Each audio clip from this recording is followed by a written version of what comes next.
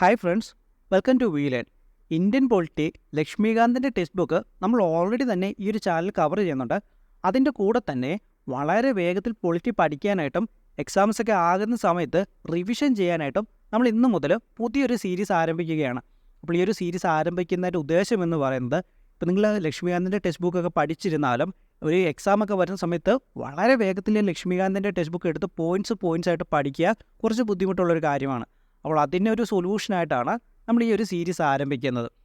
അപ്പോൾ ഇന്ന് നമ്മൾ ഒന്നാമത് നോക്കാൻ പോകുന്ന ടോപ്പിക് ഇതാണ്: കോൺസ്റ്റിറ്റ്യൂഷണൽ ഡെവലപ്മെൻറ്റ് ഓഫ് ഇന്ത്യ. അതിൻ്റെ കൂടെ ഒരു കാര്യം കൂടി, നമ്മുടെ കോൺസ്റ്റിറ്റ്യൂഷണൽ ഡെവലപ്മെൻറ്റ് ഓഫ് ഇന്ത്യ ആയിട്ട് ബന്ധപ്പെട്ട റെഗുലേറ്റിംഗ് ആക്ട് മുതൽ ക്യാബിനറ്റ് മിഷൻ വരെയുള്ള കാര്യങ്ങൾ നമ്മൾ ഓൾറെഡി തന്നെ ഈ ഒരു ചാനൽ വളരെ ഡീറ്റെയിൽ ആയിട്ട് എടുത്തിട്ടുണ്ട്. അപ്പോൾ അതിൻ്റെ ലിങ്ക് ഞാൻ ഈ ഒരു വീഡിയോയുടെ ഡിസ്ക്രിപ്ഷനിൽ കൊടുത്തേക്കാം. ഇനി നമുക്ക് നമ്മുടെ ഒന്നാമത്തെ പോയിന്റിലേക്ക് പോകാം. നമ്മുടെ ഒന്നാമത്തെ പോയിന്റ് ഇതാണ്: ഇന്ത്യയിൽ ഭരണഘടനാ നിർമ്മാണവുമായി ബന്ധപ്പെട്ട് രൂപീകരിക്കപ്പെട്ട കോൺസ്റ്റിറ്റ്യൂവൻ്റ് അസംബ്ലിയുടെ ആദ്യത്തെ മീറ്റിംഗ് നടന്നത് എന്നാണ്. അത് 1946 ഡിസംബർ 9 കോൺസ്റ്റിറ്റ്യൂവൻ്റ് അസംബ്ലിയുടെ ആദ്യത്തെ മീറ്റിംഗ് നടന്നിട്ടുണ്ടായിരുന്നത്. അതുപോലെ തന്നെ കോൺസ്റ്റിറ്റ്യൂഷണൽ അഡ്വൈസർ ആരായിരുന്നു? കോൺസ്റ്റിറ്റ്യൂഷണൽ അഡ്വൈസർ ആയിരുന്നത് സർ BN റാവു ആയിരുന്നു. ഇനി നമുക്ക് നമ്മുടെ രണ്ടാമത്തെ പോയിന്റിലേക്ക് പോകാം. നമ്മുടെ രണ്ടാമത്തെ പോയിന്റ് ഇതാണ്: നമ്മുടെ കോൺസ്റ്റിറ്റ്യൂവൻ്റ് അസംബ്ലിയുടെ ആദ്യത്തെ പെർമനൻറ്റ് ചെയർമാൻ ആരായിരുന്നു? ഡോക്ടർ രാജേന്ദ്ര പ്രസാദ് ആയിരുന്നു കോൺസ്റ്റിറ്റ്യൂവൻ്റ് അസംബ്ലിയുടെ ആദ്യത്തെ പെർമനൻറ്റ് ചെയർമാൻ. ഇദ്ദേഹത്തെ കൂടാതെ നമ്മുടെ കോൺസ്റ്റിറ്റ്യൂവൻ്റ് അസംബ്ലിക്ക് ഒരു ഇൻറ്റീരിയൻ ചെയർമാനും കൂടാതെ ഒരു വൈസ് ചെയർമാനും ഉണ്ടായിരുന്നു. നമ്മുടെ പെർമനൻറ്റ് ചെയർമാൻ സ്ഥാനം ഏറ്റെടുക്കും വരെ ഇൻറ്റീരിയൻ ചെയർമാനായിരുന്നു ചെയർമാൻ്റെ സ്ഥാനം അലങ്കരിച്ചിട്ടുണ്ടായിരുന്നത്. ആ വ്യക്തിയായിരുന്നു ഡോക്ടർ സച്ചിദാനന്ദ സിൻഹ. 1946 ഡിസംബർ 9 കോൺസ്റ്റിറ്റ്യൂവൻ്റ് അസംബ്ലിയുടെ ആദ്യത്തെ മീറ്റിംഗ് നടന്ന സമയം ഫ്രഞ്ച് പ്രാക്ടീസ് അനുസരിച്ച് ഏറ്റവും മുതിർന്ന വ്യക്തിയെ ഇന്ത്യൻ പ്രസിഡൻ്റായിട്ട് തിരഞ്ഞെടുക്കുകയായിരുന്നു ഉണ്ടായിരുന്നത്. അപ്പോൾ ഞാൻ പറഞ്ഞു, ഇദ്ദേഹത്തെ കൂടാതെ നമുക്കൊരു വൈസ് ചെയർമാൻ കൂടി ഉണ്ടായിരുന്നു. നമ്മുടെ കോൺസ്റ്റിറ്റ്യൂവൻ്റ് അസംബ്ലിയുടെ വൈസ് ചെയർമാനായിരുന്നു HC മുഖർജി. അപ്പോൾ ഇതിൻ്റെ കൂടെ തന്നെ നിങ്ങൾ അഡീഷണൽ ആയിട്ട് ഒരു ചെറിയൊരു പോയിന്റും കൂടെ ഓർത്തിരിക്കുക. നാളെ നിങ്ങളുടെ അടുത്തൊരു ചോദ്യം വരുവാണ്: Iqbal the poet and his message എന്ന കൃതിയുടെ കർത്താവ് ആരാണ്, അല്ലെങ്കിൽ ആ ഒരു കൃതി രചിച്ചത് ആരാണ് എന്ന് നിങ്ങളുടെ അടുത്തൊരു ചോദ്യം വരികയാണെങ്കിൽ അത് ഡോക്ടർ സച്ചിദാനന്ദ സിൻഹയാണ്. അദ്ദേഹത്തിൻ്റെ വളരെ പ്രശസ്തമായിട്ടുള്ള രചനയാണ് Iqbal the poet and his message. മൂന്നാമത്തെ പോയിന്റ് ഇതാണ്: ഇന്ത്യൻ ഭരണഘടന അഡോപ്റ്റ് ചെയ്തത് അല്ലെങ്കിൽ അംഗീകരിക്കപ്പെട്ടത് ഏത് ദിവസമാണ്? 26 നവംബർ 1949 കോൺസ്റ്റിറ്റ്യൂവൻ്റ് അസംബ്ലി നമ്മുടെ ഭരണഘടന അംഗീകരിച്ചത്, അല്ലെങ്കിൽ അത് അഡോപ്റ്റ് ചെയ്തത്. എന്നാൽ ഭരണഘടന പൂർണ്ണമായും നിലവിൽ വന്ന ദിവസം ഏതാണ്? അത് 26 ജാനുവരി 1950. നമ്മൾ 1949 26 നവംബർ എന്ന് പറയുന്ന ദിവസം വെറുതെ അങ്ങ് കയറി ഭരണഘടന അഡോപ്റ്റ് ചെയ്യുക മാത്രമായിരുന്നില്ല. ഭരണഘടനയിൽ ഉണ്ടായിരുന്ന പല പ്രൊവിഷൻസും, ഉദാഹരണം പറയുവാണെങ്കിൽ സിറ്റിസൺഷിപ്പ്, നമ്മുടെ പൗരത്വം പോലെയുള്ള എല്ലാ പ്രൊവിഷനുകളും അന്ന് ആ ദിവസം തന്നെ നിലവിൽ വരികയും ചെയ്തു. പിന്നീട് 2015 ആയപ്പോഴേക്കും അന്നത്തെ യൂണിയൻ ക്യാബിനറ്റ് നമ്മുടെ ഭരണഘടനയുടെ മൂല്യങ്ങൾ ഉയർത്തിപ്പിടിക്കുവാനായിട്ട് 2015 മുതൽ നവംബർ 26 ഭരണഘടനാ ദിവസം അല്ലെങ്കിൽ കോൺസ്റ്റിറ്റ്യൂഷണൽ ഡേ അല്ലെങ്കിൽ നാഷണൽ ലോ ഡേ ആയിട്ട് ആചരിക്കുവാനായിട്ട് തീരുമാനിക്കുകയും ചെയ്തു. അപ്പോൾ എന്ന് മുതലാണ് ഭരണഘടനാ ദിവസം ആചരിച്ചു തുടങ്ങിയത്? 2015 മുതലാണ്. അപ്പോൾ ഏത് ദിവസമാണ് ഭരണഘടനാ ഡേ എന്നറിയപ്പെടുന്നത്? അത് നവംബർ 26.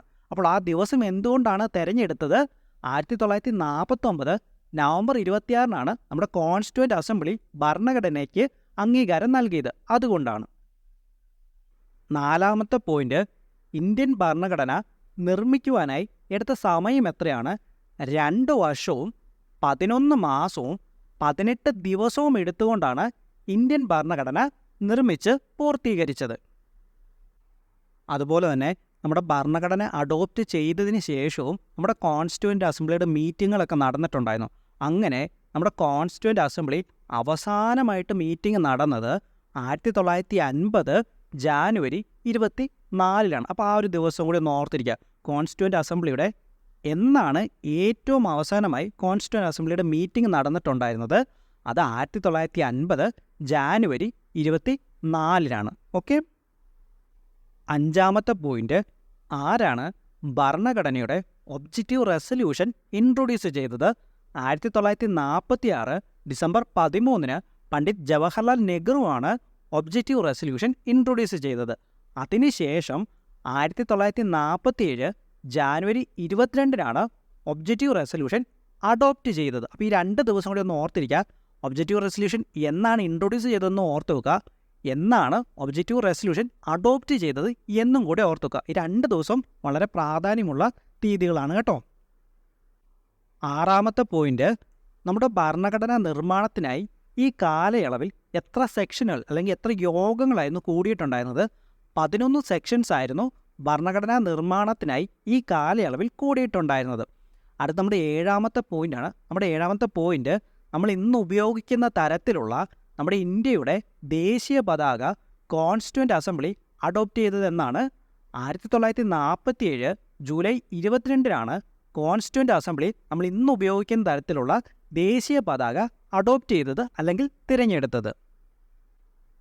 ഇനി നമുക്ക് നമ്മുടെ 8ാമത്തെ പോയിന്റിലേക്ക് പോകാം. ആരാണ് ഇന്ത്യൻ ഭരണഘടന അദ്ദേഹത്തിൻ്റെ സ്വന്തം കൈപ്പടയിൽ എഴുതി തയ്യാറാക്കിയത്? അത് പ്രേം ബെഹാരി നറൈസാദയാണ്. In a flowing italic style with calligraphy. ഇനി നമുക്ക് നമ്മുടെ 9ാമത്തെ പോയിന്റിലേക്ക് പോകാം. നമ്മുടെ ദേശീയ ചിഹ്നം അല്ലെങ്കിൽ നമ്മുടെ നാഷണൽ എംബ്ലമായിട്ടുള്ള lion capital of Ashoka pillar എവിടെ നിന്നുമാണ് നമ്മൾ തിരഞ്ഞെടുത്തിട്ടുണ്ടായിരുന്നത്? അത് ഉത്തർപ്രദേശിലെ സരനാഥിൽ നിന്നുമായിരുന്നു. അത് എന്നാണ് അഡോപ്റ്റ് ചെയ്തത്? നമ്മുടെ ദേശീയ എംബ്ലം അല്ലെങ്കിൽ നമ്മുടെ നാഷണൽ എംബ്ലം അല്ലെങ്കിൽ നമ്മുടെ ദേശീയ ചിഹ്നം അത് എന്നാണ് അഡോപ്റ്റ് ചെയ്തിട്ടുണ്ടായിരുന്നത്? 1950 ജാനുവരി 26 നാഷണൽ എംബ്ലം അഡോപ്റ്റ് ചെയ്തത്. 10ാമത്തെ പോയിന്റ്, ഇന്ത്യൻ ഭരണഘടനയുടെ ഡ്രാഫ്റ്റ് അല്ലെങ്കിൽ കരട് തയ്യാറാക്കുവാനായി ഡ്രാഫ്റ്റിംഗ് കമ്മിറ്റി എന്നാണ് കോൺസ്റ്റിറ്റ്യൂട്ട് ചെയ്യപ്പെട്ടത്? Doctor BR അംബേദ്കറിൻ്റെ ചെയർമാൻഷിപ്പിൽ 1947 August 29 drafting committee constitute ചെയ്യപ്പെട്ടത്. മൊത്തത്തിൽ 7 അംഗങ്ങളായിരുന്നു ഡ്രാഫ്റ്റിംഗ് കമ്മിറ്റിയിൽ ഉണ്ടായിരുന്നത്. അവരാരൊക്കെയാണ് നമുക്ക് മുന്നോട്ട് പോകുന്നതോടെ നമുക്ക് നോക്കാം കേട്ടോ. ഈ വീഡിയോ തന്നെ നമുക്കത് പഠിക്കാം. 11ാമത്തെ പോയിന്റ് ഇതാണ്.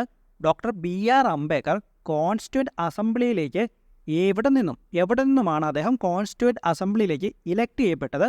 അദ്ദേഹം തിരഞ്ഞെടുക്കപ്പെട്ടത് ബംഗാൾ പ്രസിഡൻസിയിൽ നിന്നുമായിരുന്നു. അടുത്തത് നമ്മുടെ ഇന്ത്യൻ ഗവൺമെൻറ് ആണ്. അപ്പോൾ ഇന്ത്യൻ ഗവൺമെൻറ്റുമായിട്ട് ബന്ധപ്പെട്ട് ഞാൻ നിങ്ങൾക്ക് ഇവിടെ ഒരു ടേബിൾ തരാം. നിങ്ങൾ ആ ടേബിൾ സ്ക്രീൻഷോട്ട് എടുത്ത് വെക്കുക. എന്നിട്ട് നിങ്ങൾ തന്നെ അത് സ്വയം മാറി പഠിക്കുക. ഇന്ന ഡിപ്പാർട്ട്മെൻറ്റ് ഇന്ന ആളാണ് കൈകാര്യം ചെയ്തത്. ഉദാഹരണം നമ്മുടെ ഡിഫൻസ് ആണെങ്കിൽ അത് ബൽദേവ് സിംഗ് ആണ്. അതുപോലെ തന്നെ എഡ്യൂക്കേഷൻ ആൻഡ് ആർട്സ് ആണെങ്കിൽ അത് C രാജഗോപാലാചാര്യായിരുന്നു. അപ്പോൾ ഇങ്ങനെ നിങ്ങൾ തന്നെ ഇതൊരു 3-4 പ്രാവശ്യം മാറി റീഡ് ചെയ്യുന്ന സമയത്ത് നിങ്ങൾ ഈ കാര്യം തനിയെ പഠിച്ചോളൂ. അപ്പോൾ ഞാനിവിടെ ഇന്ന ഡിപ്പാർട്ട്മെൻറ്റ് ഇന്നയാളായിരുന്നു എന്ന് ഞാനിത് നോക്കി വായിക്കേണ്ട കാര്യമൊന്നുമില്ല. അങ്ങനെ ഞാൻ നോക്കി വായിച്ചാൽ നിങ്ങളത് പഠിക്കില്ല. ഓക്കെ, ഇൻസ്റ്റഡ് ഞാൻ നിങ്ങൾക്ക് ഇവിടെ ഒരു ടേബിൾ തരും. ആ ടേബിൾ നിങ്ങളൊരു സ്ക്രീൻഷോട്ട് എടുത്ത് വെച്ചിട്ട് നിങ്ങളൊരു 4-5 തവണ അത് റീഡ് ചെയ്ത് കഴിഞ്ഞാൽ അതിൽ പലതും നിങ്ങൾക്ക് തന്നെ ഓർമ്മ വരുന്നതാണ്. നിങ്ങളത് മറന്നു പോകില്ല. ഓക്കെ, ഇനി നമുക്ക് അടുത്തതായിട്ട് നമ്മുടെ ഡ്രാഫ്റ്റിംഗ് കമ്മിറ്റിയിലെ അംഗങ്ങളെക്കുറിച്ചാണ് നമുക്ക് പഠിക്കാനുള്ളത്. ഒന്നാമതായി ഡ്രാഫ്റ്റിംഗ് കമ്മിറ്റിയുടെ ചെയർമാനായിട്ടുണ്ടായിരുന്ന ഡോക്ടർ BR അംബേദ്കർ. രണ്ടാമതായി N ഗോപാലസ്വാമി അയ്യർ. മൂന്നാമതായി ഡോക്ടർ KM മുൻഷി. നാലാമതായി NM റാവു. NM റാവു വരുന്നത് നമ്മുടെ BL മിറ്റർ റിസൈൻ ചെയ്യുക. അദ്ദേഹത്തിൻ്റെ ആരോഗ്യപരമായിട്ടുള്ള പ്രശ്നങ്ങളാൽ അദ്ദേഹം ഈ ഒരു സ്ഥാനത്ത് നിന്ന് റിസൈൻ ചെയ്തു. അതിനെ തുടർന്നിട്ടാണ് NM റാവു വരുന്നത്. അഞ്ചാമതായി അല്ലടി കൃഷ്ണസ്വാമി അയ്യർ. ആറാമതായി മുഹമ്മദ് സാദുള്ള. ഏഴാമതായി TT കൃഷ്ണമാചാരി. TT കൃഷ്ണമാചാരി വരുന്നത് നമ്മുടെ DP കൈത്തൻ 1948 മരണമടയുന്നതോടു കൂടിയാണ് TT കൃഷ്ണമാചാരി ഡ്രാഫ്റ്റിംഗ് കമ്മിറ്റിയിലേക്ക് വരുന്നത്. പിന്നെ ഒരു കാര്യം, ഈ ഒരു ഡ്രാഫ്റ്റിംഗ് കമ്മിറ്റി ഉണ്ടല്ലോ, ഈ ഡ്രാഫ്റ്റിംഗ് കമ്മിറ്റിയിലെ അംഗങ്ങളെക്കുറിച്ച് പഠിക്കാനായിട്ട് ഞാൻ ഉണ്ടാക്കിയൊരു കോഡുണ്ട്. ആ കോഡ് ഇതാണ്. ഗോപാലൻ എന്ന പേരിൽ അറിയപ്പെടുന്ന 2 കൃഷ്ണന്മാർ മുൻഷിയെ കാണാൻ റാവുവിനെയും സാദുള്ളേനെയും കൂട്ടിപ്പോയി. അപ്പോൾ ഇതെങ്ങനെയാണെന്ന് വെച്ച് കഴിഞ്ഞാൽ നമ്മുടെ കൃഷ്ണൻ്റെ അപരനാമമാണല്ലോ ഗോപാലൻ. അപ്പോൾ ഗോപാലൻ എന്ന പേരിൽ അറിയപ്പെടുന്ന 2 കൃഷ്ണന്മാർ മുൻഷിയെ കാണാൻ റാവുവിനെയും സാദുള്ളേനെയും കൂട്ടിപ്പോയി. ഗോപാലൻ മീൻസ് ഗോപാലസ്വാമി അയ്യങ്കാർ. 2 കൃഷ്ണന്മാർ. 2 കൃഷ്ണന്മാർ ആരൊക്കെയാണ്? അല്ലടി കൃഷ്ണസ്വാമി അയ്യരും TT കൃഷ്ണമാചാര്യം. അതാണ് 2 കൃഷ്ണന്മാർ. ആരെ കാണാനാണ് പോയത്? മുൻഷിയെ കാണാൻ. മുൻഷി ആരാണ്? Doctor KM Munshi. ആരെയൊക്കെ കൂട്ടിയാണ് പോയത്? റാവുവിനെയും സാദുള്ളേനെയും. റാവു ആരാണ്? NM റാവു. സാദുള്ള ആരാണ്? മുഹമ്മദ് സാദുള്ള. അപ്പോൾ ഇത് ഞാൻ സ്വയം ഉണ്ടാക്കിയ കോഡാണ്. നിങ്ങൾക്ക് ഹെൽപ്ഫുൾ ആവുമെങ്കിൽ എടുത്തോളൂ. ഓക്കെ, എളുപ്പമാണ്. ഗോപാലൻ എന്ന പേരിൽ അറിയപ്പെടുന്ന 2 കൃഷ്ണന്മാർ മുൻഷിയെ കാണാൻ റാവുവിനെയും സാദുള്ളേനെയും കൂട്ടിപ്പോയി.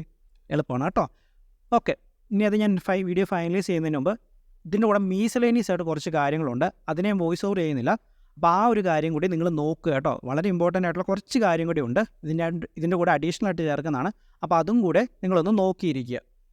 ഓക്കെ, അപ്പോൾ ഈ വീഡിയോ കൺക്ലൂഡ് ചെയ്യുന്നതിന് മുമ്പ് നമ്മുടെ വളരെ ചെറിയൊരു ചാനലാണ്. നിങ്ങളുടെ സപ്പോർട്ട് ഇല്ലാതെ മുന്നോട്ട് പോകാനേ സാധിക്കില്ല. അപ്പോൾ എല്ലാവരും സപ്പോർട്ട് ചെയ്യണമെന്നും ഫ്രണ്ട്സിനൊക്കെ ഒന്ന് ഷെയർ ചെയ്യണമെന്നും വീഡിയോയിൽ എന്തെങ്കിലുമൊക്കെ പോരായ്മകളോ ഇപ്പോൾ ഞാൻ പഠിപ്പിക്കുന്ന സമയത്ത് വരുന്ന എന്തെങ്കിലുമൊക്കെ പോരായ്മകളുണ്ടെങ്കിൽ നിങ്ങളത് ഡെഫിനറ്റ്ലി 100% എൻ്റെ അടുത്ത് ഷെയർ ചെയ്യുക കേട്ടോ. Okay, thank you.